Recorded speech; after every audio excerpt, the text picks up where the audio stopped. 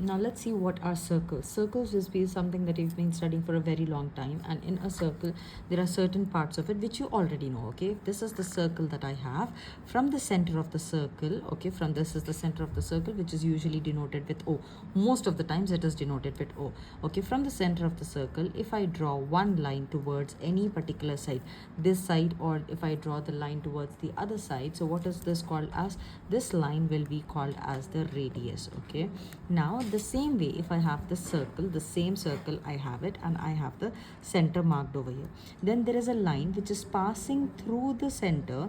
There's a line which is passing through the center and it is touching the two sides of the circle. Then this line passing through the center, touching the two sides of the circle, this will be called as the diameter. Okay, this we know it already. This is called as the diameter. Now we are going to learn about something which is called as the chord of the circle and the secant of the circle. Now these are the things we'll study. Okay, so if you see what is the diameter, if you pay attention to it, the diameter, if you pay attention, it is one radius here, radius 1 here, and the radius 2 here, because the radius starts from the center and goes to the side. So starts from the center, goes to the side, starts from the center, goes to the side. So if someone gives me the radius of the circle is 3 centimeters, they are giving me the radius of the circle is 3 centimeters, and I have to write in the diameter. Then how do I write it? The diameter is equal to radius plus radius is what I will do. So that becomes 3 plus the 3, which is equal to 6 centimeters is what I will get here. Okay, the diameter is equal to 3 plus 3, which is equal to 6 centimeters is what I get. Someone says if the diameter of the circle is 14 centimeters, that means they are saying that the complete thing is 14 centimeters passing through the center, and they ask you what is the radius. Then what do? The radius is half of the diameter, so that becomes 14 upon 2, which is equal to 7 centimeters would be the answer. What it would be? It would be 7 centimeters would be the answer that you get here. Okay, now so the diameter and the radius part is all understood and explained over here.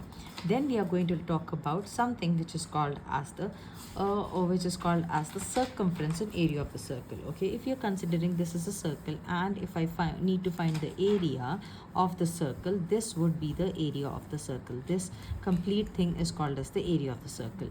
Okay, and the formula is pi r square. Okay, pi r square is the formula of the circle. But if in case the pi value, they are not allowing you to use the calculator, the pi value can be taken as 22 by 7, or the pi value, when I divide 22 over 7, I get 3.14 also. So if they say use the 22 by 7, use 22 by 7, or when I divide 22 by 7, it becomes 3.14. So pi value, either of it you can use it, and you can simplify the sum. Then comes, this is your circle over here. Then comes the circumference, the perimeter of the circle. What is the perimeter? The outer dimensions are called as the perimeter. Okay, so this is called as the circumference. Okay, this is called as the circumference of the circle, and the formula is 2 pi r. Okay, the formula for the circumference is 2 pi r. So in both the cases, what is required? It is required for you to have the value of the radius. It is required in both the cases to have the value of the radius as a must for this one. Okay, then we have something which is called as the which we would call it as the, what do you say,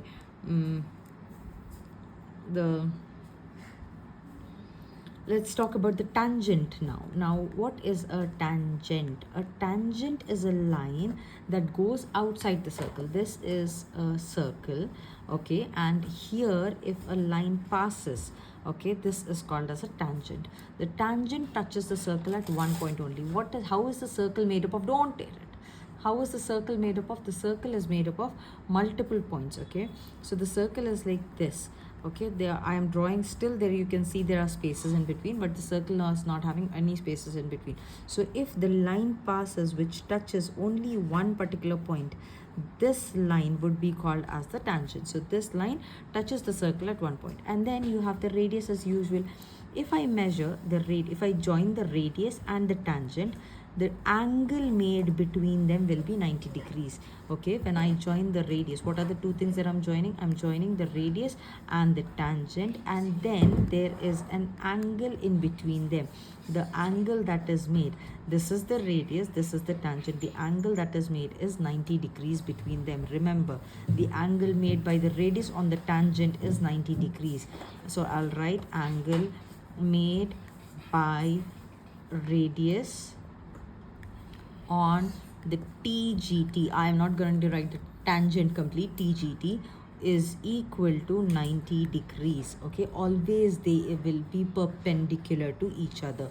That means if the tangent is like this, the radius comes like this, they are going to make a T, and the angle here is going to be a 90 degree angle, and this would be the circle that is there here.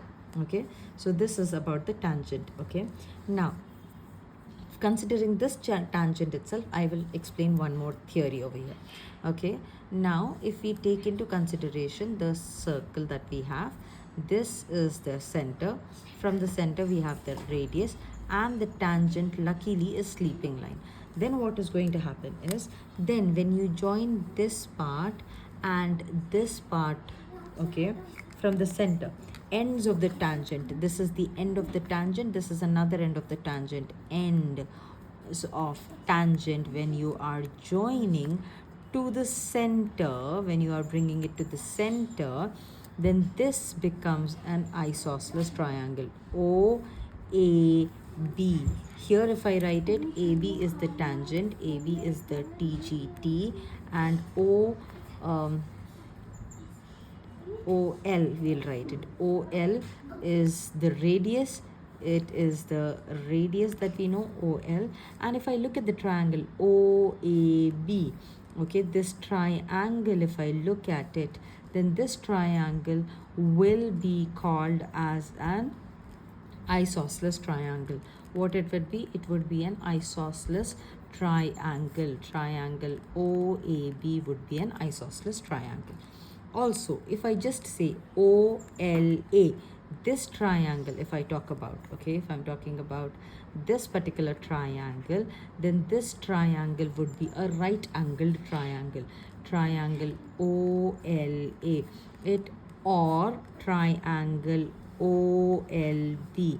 Even if I'm talking about this particular triangle, these two triangles are going to be right triangles. What they will be called as?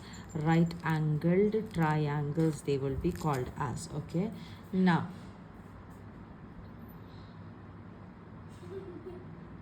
okay, now what apart from this, let's see, this is part is done. So the lines part of the thing is done, the radius, the diameter, and the tangent is done. When you join the radius to the tangent, you get 90 degrees. Finished. Then suppose what I'm doing is, I will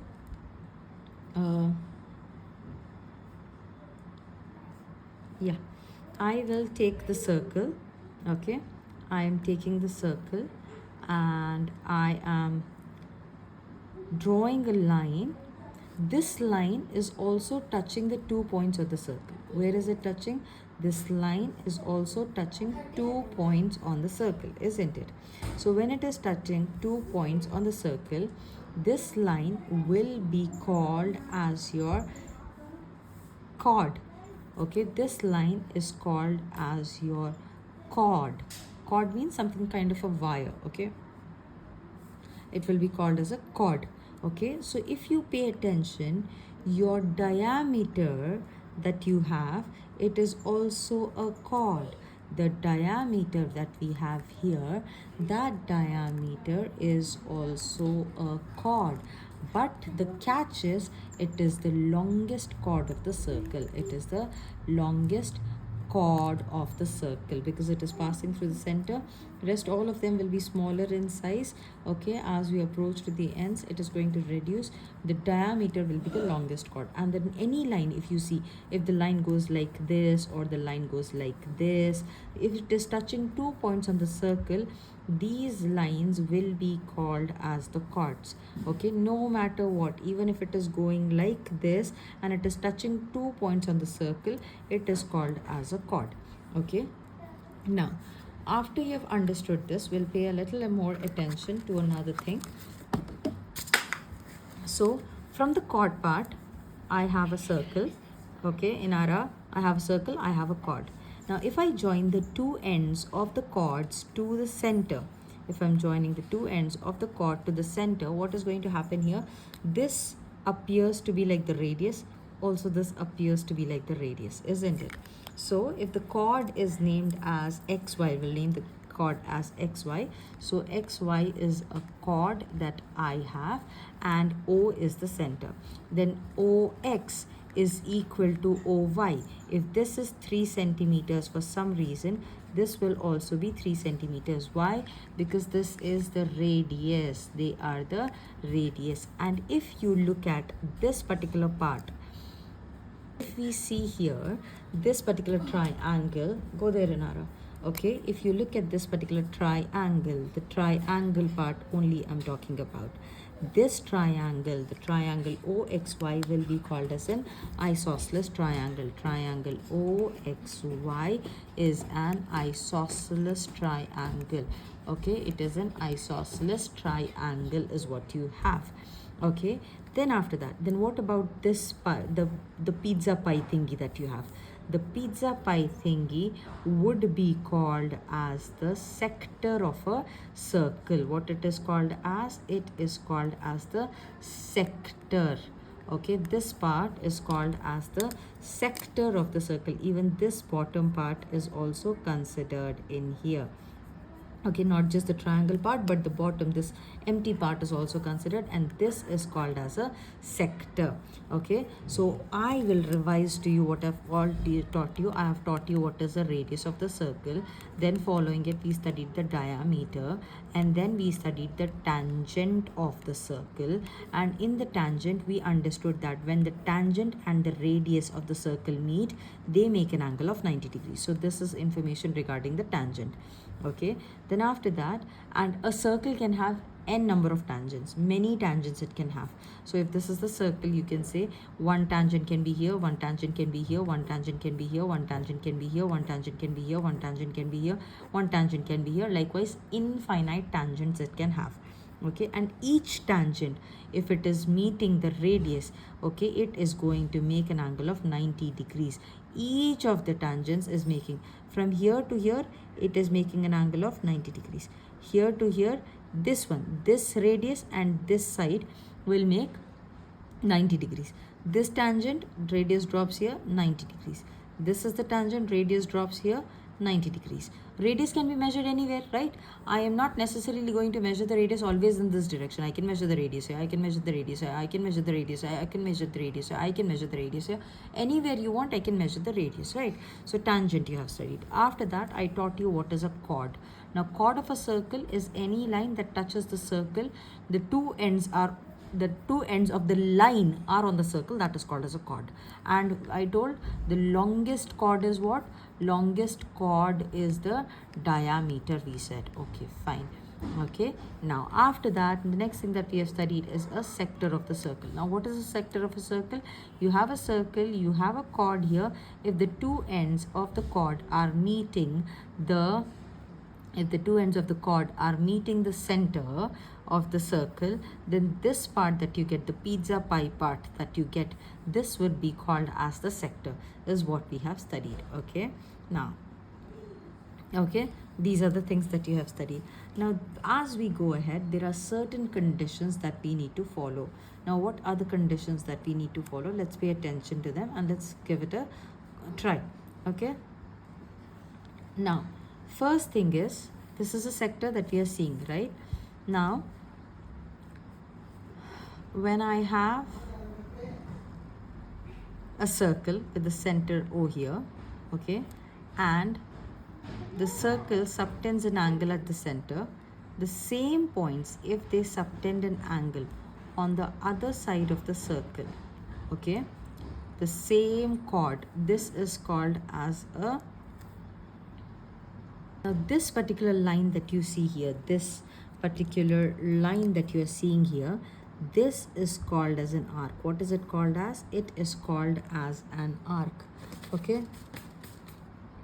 What are we going to be calling it? This particular line that we have here, this line would be called as an arc. And what does an arc do? There's a statement with respect to this arc. The first statement is, this is called as an arc, okay? And if you measure this distance, it will be called as arc length. If I measure this and this comes out to be like 1.5 centimeter or something, this is called as the arc length, okay? Now, I have an arc of the circle which is AB. Now this AB is subtending. Matlab subtending means it is making an angle at the center, okay? Arc subtends angle at the center, okay? If an arc subtends an angle at the center, now this angle will be 2 times, okay, I'm writing is equal to 2x. Why 2x? Then what is it? The angle subtended by the arc on the center is twice the angle subtended by the same arc on the circumference. Now this same arc is subtending an angle at the circumference. Then what is going to happen? That will be x. So supposedly I have a circle here. This arc here, this is the arc that I have. It is making an angle at the center, and this arc is making an angle here, okay? And this angle is given to me as 60 degrees. Then this angle will be 30 degrees. So learn to pay attention to the statement that I'm saying. And the angle subtended by an arc is twice. This angle is going to be twice the angle subtended by the same arc on the circumference of the circle. So whatever is there here, the double will be here. What is going to be there? The double will be here. In the examination, what they would do is, this is an arc, right? This is an arc, and they will give you an angle here, okay? They will give you an angle here. They will give you this as 15 degrees. Let's name it as x, y, and z. Okay, they will say that there is an arc yz with subtended an angle, and yxz is 15 degrees. Then find if they will say yxz is 15 degrees, then find yoz. Okay, then you have to apply this thing, the theorem. What is the theorem stating? If the angle subtended by an arc at the center is twice, this is twice the angle subtended by the same arc on the circumference. So if it is 15, then this is going to be twice. So this is going to be 30 degrees. This is how you will be applying the circle theorems to the questions, okay? This is how you would be applying the circle theorems to the questions, okay? Now this is with respect to the arc. Now there is another thing with respect to the arc. This is arc angles at center and circumference. Now there's an arc. It is making an angle here. The same arc is making an angle here. The same arc is making an angle here. What will be the measure of these angles? They all will be same. If this is 30 degrees, automatically this is 30 degrees. This is also 30 degrees. So what is the statement that I will write here? The statement that I will write is, the angles subtended by an arc anywhere on the circle are equal. Angles in the same segment are equal, or will say. Okay, there are two statements to write for this. What is it? The first one, angles subtended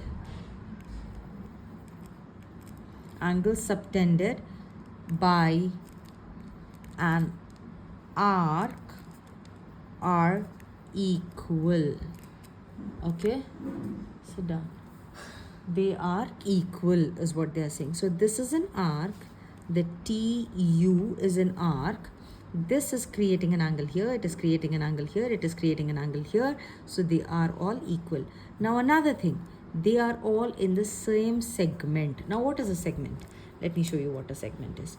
This part when I have an arc, the arc can divide the circle into two parts, right? If I draw a chord, I get this part of the circle, okay, and I get this part of the circle, okay. So these are the two segments of the circle that we are getting. What are we getting? We are getting the two segments of the circle here, okay.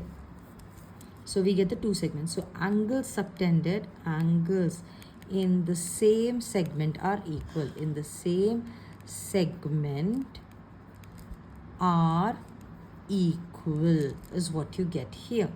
Okay, so the angle subtended by an arc in the same segment, they are all equal is what we understand here. Okay.